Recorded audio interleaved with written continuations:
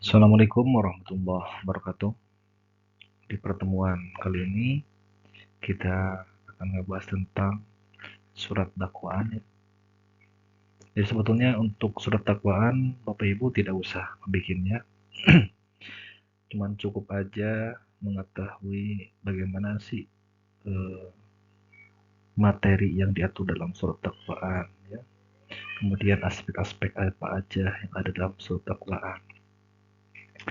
Sebetulnya singkat sekali, bahkan dalam hukum acara pidana juga materi ini udah dijelaskan ya.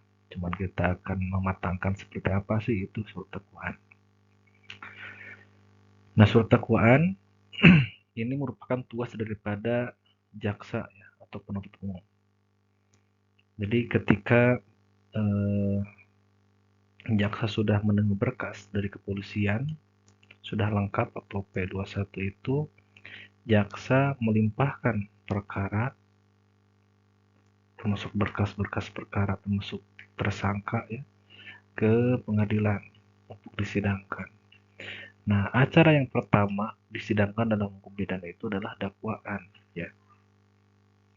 Jadi surat dakwaan. Makanya ketika misalkan tersangka sudah didakwa oleh jaksa, itu berubah statusnya bukan lagi tersangka, tapi terdakwa, ya. Nah, kenapa terdakwa? Nah, udah didakwa oleh jaksa. Dia itu melanggar ketentuan pasal berapa, kemudian ancaman sanksinya berapa tahun. Sebelum nanti tahap penuntutan. Nah, dalam dakwaan ya, kalau lihat dari pengertiannya, jadi dakwaan adalah dasar untuk melakukan pembuktian ya, atau alasan yuridis. Kemudian alasan untuk melakukan tuntutan pidana dan pembunuhan upaya hukum. Jadi dasar-dasar sebelum adanya pembuktian, sebelum adanya tuntutan pidana ya, hukum kemudian sebelum digunakan upaya hukum, ini dilihatnya dari dakwaan. Dakwaannya misalkan si pelaku ya atau terdakwa ini didakwa dengan pasal apa gitu ya. Sebelum nantinya berdasarkan proses pembuktian disimpulkan oleh hakim dia itu melanggar pasal eh, berikut ya, misalkan pasal-pasal yang didakwakan. Misalkan oleh jaksa itu didakwa dengan 3 pasal, pasal A, B, C. Nah, oleh hakim itu kan disesuaikan dengan apa, melalui proses pembuktian itu si terdakwa melanggar pasal apa berdasarkan fakta hukum. Oleh hakim misalkan dipilih dari A, B, C ini adalah pasal C contohnya. Nah, itulah yang dijadikan dasar dijatuhkannya putusan hakim.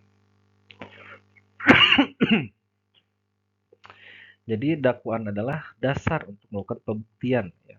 Dasar untuk melakukan pembuktian, dasar untuk jaksa menuntut pidana, dan dasar adanya upaya hukum. Sedangkan bagi terdakwa ya, surat dakwaan merupakan dasar untuk mengetahui secara jelas dan lengkap tindak pidana apa yang dituduhkan kepadanya ya. Jadi sebetulnya ya, ketika dia ditangkap oleh kepolisian, kemudian diduga melanggar ketentuan pasal pencurian, misalkan 362, sebetulnya itu masih belum gitu ya, belum apa final bahwa dia telah mencuri ya, melanggar pasal sekian. Cuman secara umum tahu dia itu adalah dituduh melakukan pencurian gitu ya. Tetapi penerapan pasalnya belum tentu pasal itu diterapkan. Maka ketika misalkan kepolisian mene- eh, me- menduga ya bahwa si pelaku ini melanggar pasal sekian, kemudian dilengkapi dengan alat-alat bukti, kemudian si berkasnya dilimpahkan ke kejaksaan. Nah, oleh jaksa nantinya misalkan apa ditinjau ya perkara tersebut kecocokannya dengan alat-alat bukti. Nah, oleh jaksa nanti dirumuskan pasal-pasal apa aja yang tepat mendakwa si pelaku tersebut ya. Nah, untuk si terdakwa sendiri, nah jadi tahu dan jelas dan lengkap tidak pidana apa aja yang dituduh jangan kepadanya. Dengan demikian, terdakwa dapat mempersiapkan pembelaannya. Gitu ya.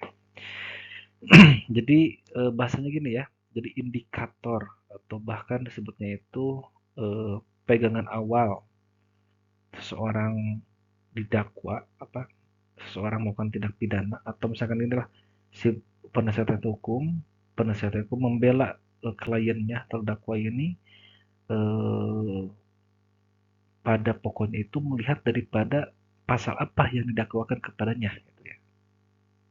Jadi pasal apa? Udah aja fokus ke sana. Misalkan sekarang klien kita dituduh di pas waktu penyidikan ya, dia itu dituduh melakukan pencurian. Sedangkan jaksa menuduhnya itu pencurian, masuk pencurian pemberatan ya. Pasal 362, kemudian 363 dan sebagainya. Nah, ketika misalkan jaksa menuduh klien kita seperti itu, nah kita udah fokus saja ke sana gitu kan. Mempersiapkan benar enggak, tepat enggak misalkan pasal tersebut diterapkan terhadap klien kita. Nah, di sanalah gitu ya. Jadi persepsi, di sini ada persepsi bagi penuntut umum dan bagi penasihat hukum sebetulnya ya. Jadi untuk penuntut umum itu sebagai dasar untuk membuktikan, kemudian menuntut dan upaya hukum. Sedangkan untuk terdakwa adalah dasar untuk mempersiapkan bagaimana ketika dia dihadapkan dengan eh, tindak pidana yang dituduhkan kepadanya. Gitu ya. Nah, di sanalah eh, pentingnya kita mengetahui suatu dakwaan. Gitu ya. Nah, adapun substansi daripada surat dakwaan ini sebetulnya dalam KUHP diatur juga ya dalam pasal 140 sampai 144. Jadi surat dakwaan berisikan konstruksi yuridis atas fakta-fakta perbuatan terdakwa. Ya. Jadi surat dakwaan merupakan berisikan konstruksi yuridis atas fakta-fakta perbuatan terdakwa yang terungkap pada proses penyidikan sesuai dengan unsur-unsur pidana yang termuat dalam undang-undang tersebut.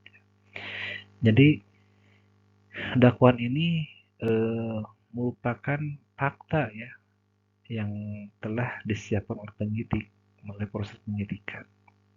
Di fakta-fakta ini kemudian dirumuskan menjadi berita acara pemeriksaan ya. Kemudian dari berita acara pemeriksaan ini lahirlah ya, nanti itu merupakan suatu surat dakwaan gitu kan. Makanya isi daripada surat dakwaan itu tidak lain adalah memuat dua unsur ya. Ada yang namanya itu adalah unsur formil dan unsur material. Kalau formil apa aja? Nah, kalau formil itu pasti kan sifatnya formal, seperti identitas dari terdakwa, ya.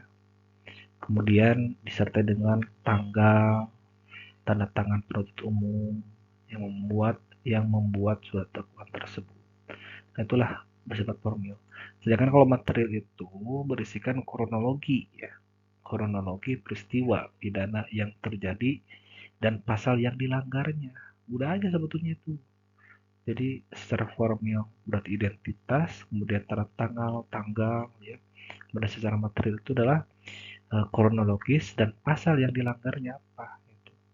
Nah untuk menentukan pasal yang dilanggar itu kan pasti kalau misalkan dakwaannya bentuknya alternatif, nah pasal yang pertama misalkan atau enggak yang kedua.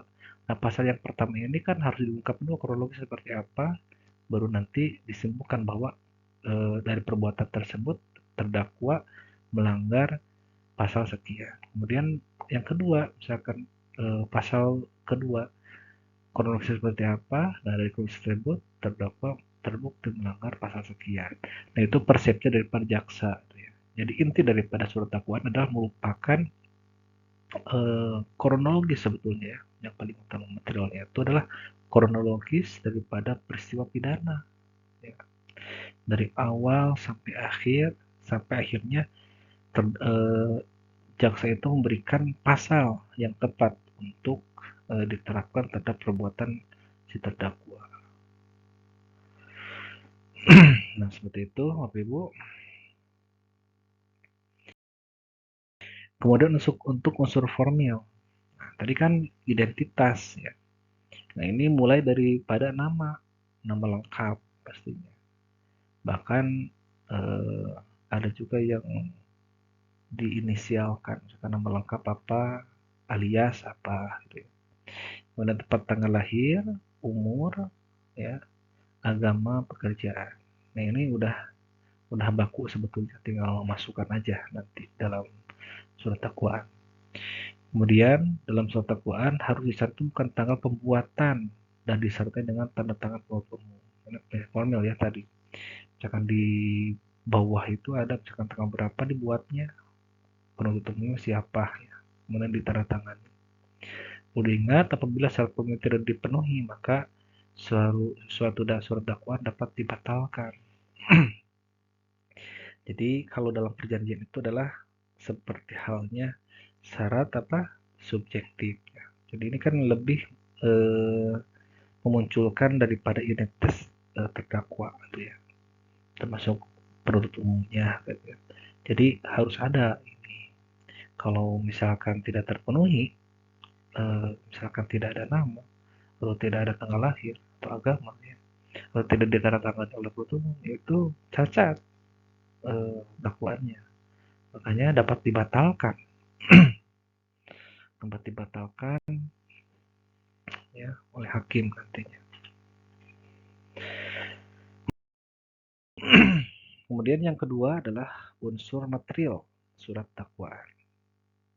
Nah, unsur material ini kalau di dalam KUHP diatur di pasal 142 ayat 2 huruf B ya. Jadi apa saja yang tercantum dalam unsur material surat dakwaan? Antara lain pertama, tindak pidana apa yang dilakukan oleh terdakwa? Ya. Nah, ini kualifikasi perbuatan pidana. Pidana apa? Judulnya gitu kan. Makanya kan dalam suatu putusan hakim kan ada pengklasifikasian putusan pidana. Pidana juga kan ada pidana umum, pidana khusus. Pidana umum apa aja? Seperti pencurian, penggelapan, pembunuhan, penganiayaan dan sebagainya itu ya. Kemudian pidana khusus seperti apa? Misalkan ada narkotika, kemudian ada juga terorisme, tipikor, money laundering dan sebagainya ya.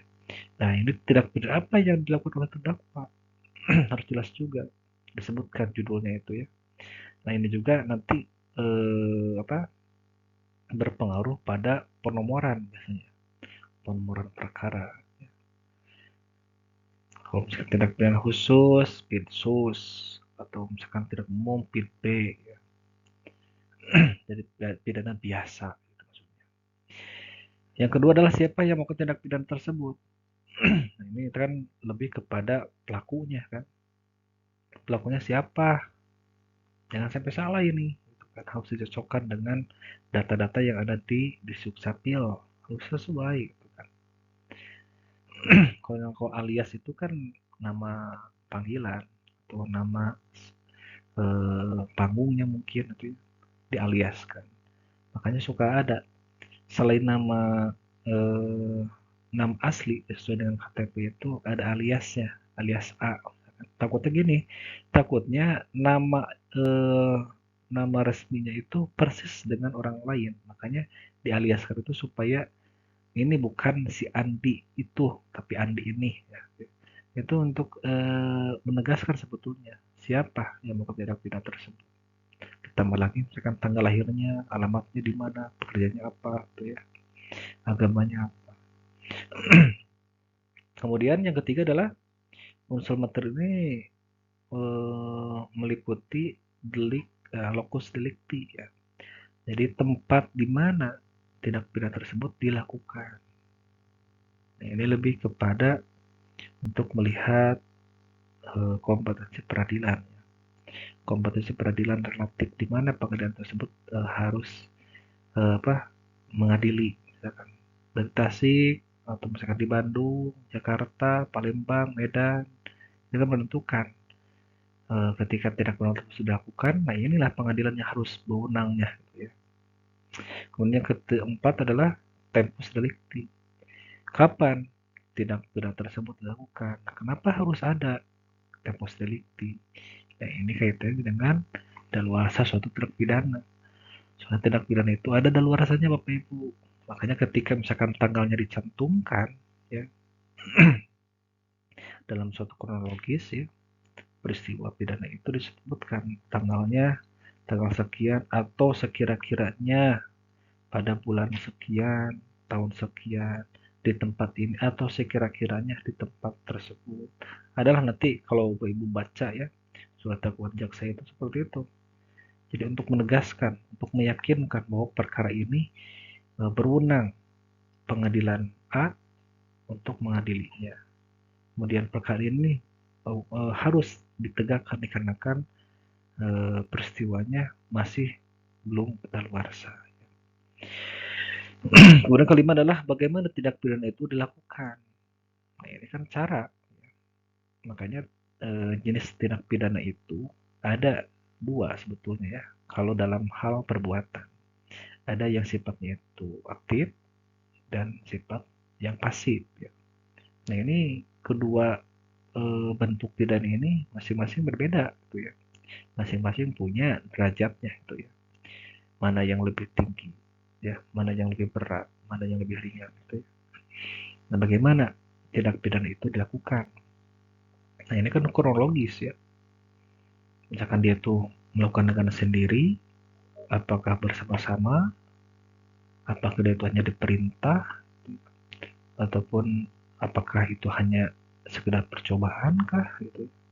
Apakah tindak pidana itu adalah selesai dari awal sampai akhir, direncanakan, atau sebagainya seperti apa. Nah, ini diceritakan nanti dalam kronologis ya. Kemudian apa yang diakibatkan dari terjadinya tindak pidana tersebut? Ini apa akibatnya? Apakah kerugian badan, kerugian materi, kemudian kehormatan, ataupun kerugian yang lainnya, gitu ya. Sesuai dengan akibat daripada tindak pidana tersebut. Apa bukan akibat yang terjadi dari tindak pidana tersebut? Mengancam nyawa kah, gitu ya, seperti pembunuhan atau penganiayaan, kemudian menghilangkan harta benda seperti pencurian, penadahan, penggelapan, ataupun misalkan kehormatan seperti pencemaran nama baik dan sebagainya ya. Kemudian selanjutnya adalah apa yang mendorong terdakwa melakukan tindak pidana tersebut. Nah, ini kan berbicara motif ya. Apa alasannya? Takutnya gini, ketika dia itu didakwa dia itu ditangkap oleh kepolisian dikarenakan dia mencuri, terbukti udah jelas saksinya ada, buktinya ada. Ternyata dia mencuri itu dikarenakan lapar. Nah, ini kan ketika misalkan ada alasan seperti itu nanti buat hakim kan jadi pertimbangan. Mungkin dibebaskan oleh hakim. Ya. Ya walaupun sekarang kan dalam perkembangannya ada RJ ya, Restoratif Justice. Ketika untuk tindak pidana ringan seperti kasus tadi itu pasti dibebaskan sebetulnya ya oleh kepolisian juga. Belum nyampe ke pengadilan bahkan di kepolisian juga dibebaskan sebetulnya. Asalkan ada kesepakatan antara pihak korban dan pelaku ya. Nah, ini yang ketujuh inilah motif. Jadi apa yang mendorong terdakwa? Ini kenapa perlu sekali misalkan disebutkan motif terdakwa melakukan tindak pidana tersebut. Ini sebagai dasar oleh hakim nanti.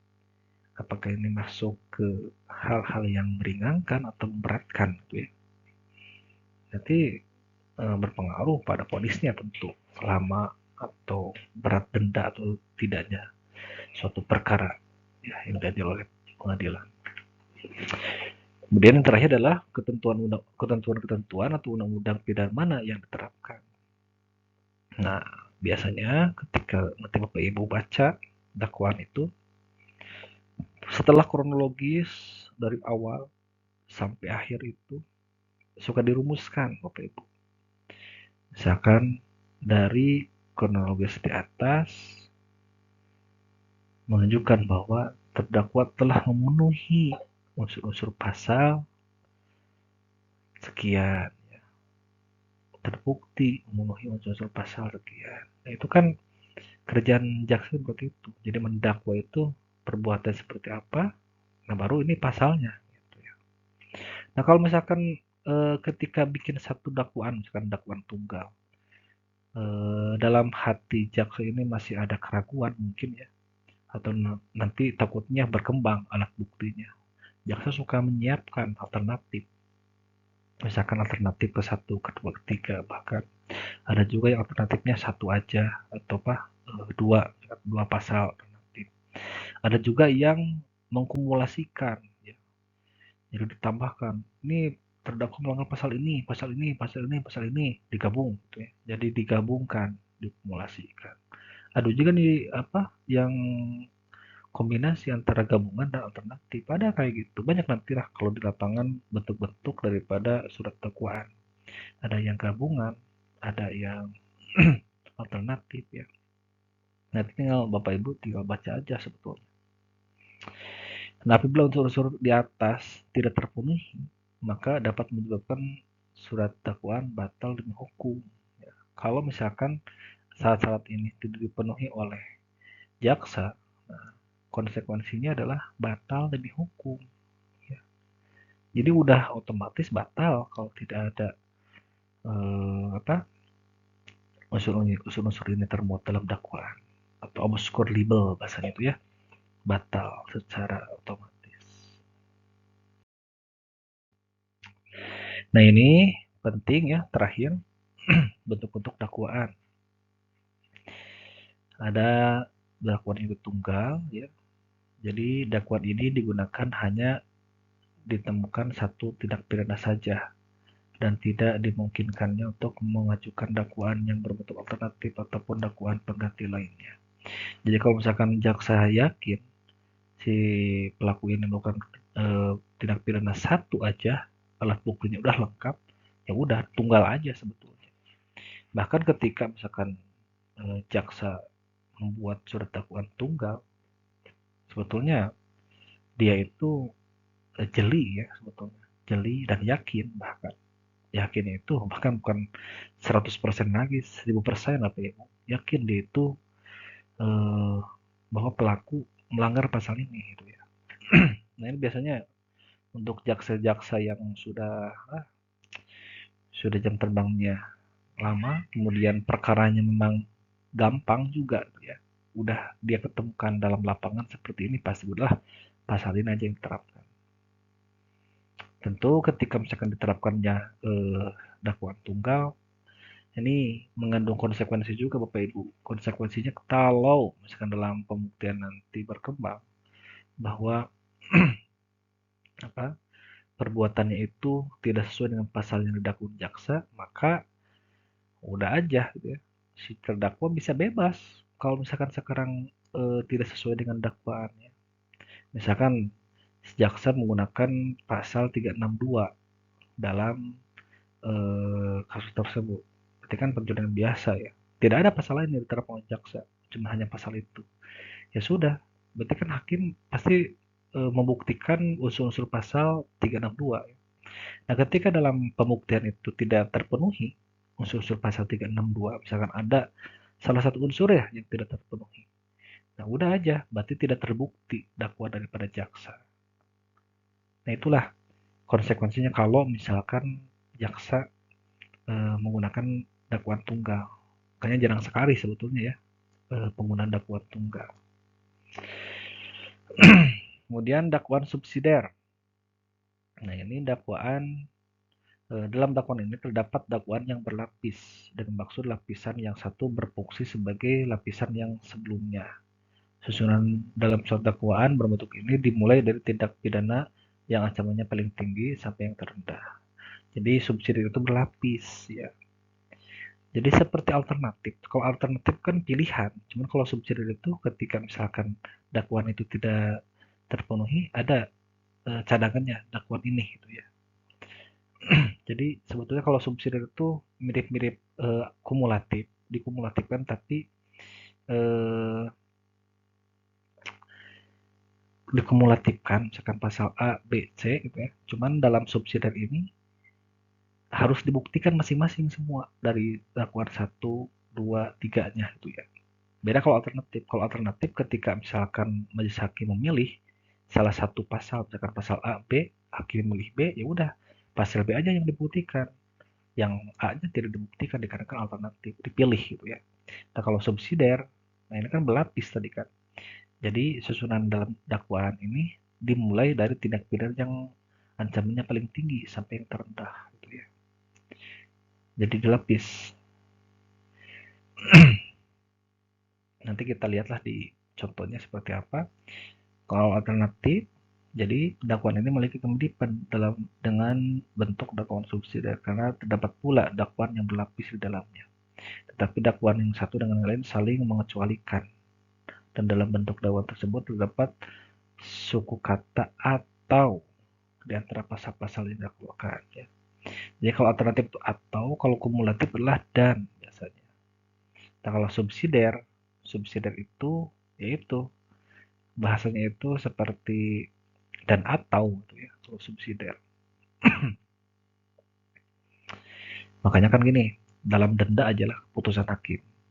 Ketika misalkan seseorang dituntut pidana, divonis pidana misalkan 4 tahun penjara dan atau eh, denda sekian puluh juta, subsidiar eh, apa subsidiar 4 bulan kurungan contohnya atau 1 bulan kurungan. Itu kan subsidiar artinya apa di sana? Pengganti sebetulnya. Nah begitu juga dalam dakwaan. Ketika misalkan jaksa menggunakan polanya subsidiar, pasti cirinya gini. Dalam dakwaan subsidiar suka ada kata-kata dakwaan primer, subsidiar, ya, ya. Suka ada kayak gitu. Nah, itu artinya apa? Jadi hakim itu harus membuktikan satu-satu sebetulnya ya. Jadi ada yang subsidiar yang utamanya dulu, kemudian ya yang primer, yang subsidiar yang kedua gitu ya, yang paling mungkin mendekati pasal-pasal tersebut atau pasal tersebut mendekati dengan perbuatan terdakwa. Kemudian yang keempat adalah dakwaan kumulatif. Dakwaan ini dibuat karena dalam kondisi terdapat beberapa tindak pidana yang saling berkaitan. Ya. Karena tindak pidana yang satu dengan yang lain masing-masing berdiri sendiri. Dan semua dakwaan tersebut harus dibuktikan satu per satu. Nah ini kalau kumulatif sama ya. Nah makanya ada kata apa? Kata dan. Misalkan ke satu. Seperti apa kronologisnya, pasal yang didakwakan apa. Dan kedua, seperti apa, dan itu pasti kumulatif. Nah ini tugas daripada majelis juga harus membuktikan satu-satu ya seperti apa dakwaannya. Nah ini sebetulnya eh, sebagai antisipasi jaksa ya ketika dia melihat peristiwa ini merupakan peristiwa yang rumit ya. Jadi banyak sekali peristiwa hukum yang dilakukan oleh si terdakwa ini bukan hanya melanggar satu ketentuan pasal, bahkan bukan hanya melanggar satu pidana, bahkan bisa dia itu melanggar beberapa pidana secara sekaligus gitu kan. Nah, makanya dibuatlah dakwaan yang sifatnya itu kumulatif ya. Kemudian yang kelima adalah kombinasi. Nah, ini apalagi kan. Jadi bentuk dakwaan kombinasi berisikan tentang beberapa dakwaan yang termuat di dalamnya. Misalkan seperti kumulatif, kemudian ada dakwaan subsidiar, ya. Dan juga dakwaan alternatif. Jadi kombinasi lah. Nah, ini jarang sekali kalau dakwaan kombinasi. Paling di lapangan itu yang sering digunakan oleh jaksa adalah dakwaan alternatif ataupun dakwaan subsidiar sama kumulatif. Ini aja yang ketiga. 2, 3, 4. Ini yang sering digunakan. Kalau tunggal jarang sekali. Kalau tunggal sekarang dikarenakan sekarang itu kan banyak sekali perbuatan pidana yang sulit lah untuk diungkapkan itu ya. Mungkin terbatasnya alat-alat bukti dan sebagainya. Apalagi kombinasi. Kalau kombinasi biasanya kalau untuk kasus-kasus yang rumit, misalnya kayak kasus-kasus money laundering ya, ada ya suka digunakan kombinasi. Mungkin itu Bapak Ibu ya untuk pembahasan surat dakwaan secara teori seperti itu. Coba nanti Bapak Ibu belajarlah mandiri mencari surat dakwaan, atau kalau misalkan mau singkat itu nanti di pembahasan putusan itu suka ada dalam putusan itu dilampirkan surat dakwaan jaksa, termasuk pledoi juga ada ya. Nanti kita bahas aja lah dalam suatu putusan seperti apa dakwaannya, kemudian masuk ke bentuk dakwaan seperti apa gitu ya. Mungkin Bapak Ibu itu yang saya bisa sampaikan. Assalamualaikum warahmatullahi wabarakatuh.